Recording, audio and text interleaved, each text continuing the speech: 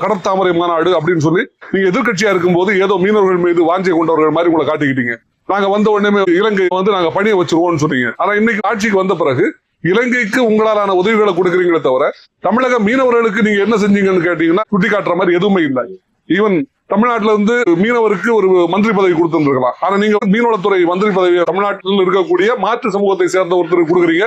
அவரு கடைசி வரைக்கும் ஒற்றை தமிழ் மீனவரை கூட சந்திக்கவே இல்லை. அவருடைய ஆட்சி காலம் முழுவதும் ஒரு தமிழக மீனவரை சந்திக்கல. தமிழக கடற்பகுதிகளில் என்ன நடக்குன்றத கண்டுக்கவே இல்லை. அவர் என்ன செஞ்சுட்டு இருந்தாருன்னா இந்த வளர்ப்பு மீன் வளர்க்கறது, பண்ணை மீன் வளர்க்கறது, இந்த முதலாளிகளை சந்திக்கிறதுக்காகத்தான் அவர் பார்த்துட்டு இருந்தாப்புல.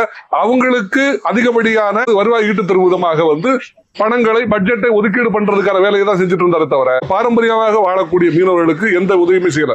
இப்ப நீங்க உங்களுடைய ஆட்சியும் முழுமையாக இப்ப அந்த வேலை தான் செய்யுது. அப்ப கடற்பகுதிக்குள்ள காற்றாலையை கொண்டு வர்றது, இப்ப ONGC எரிவாயு மற்றும் எண்ணெய் எடுக்கிறதுக்கான அனுமதி கொடுக்குறேன்றீங்க.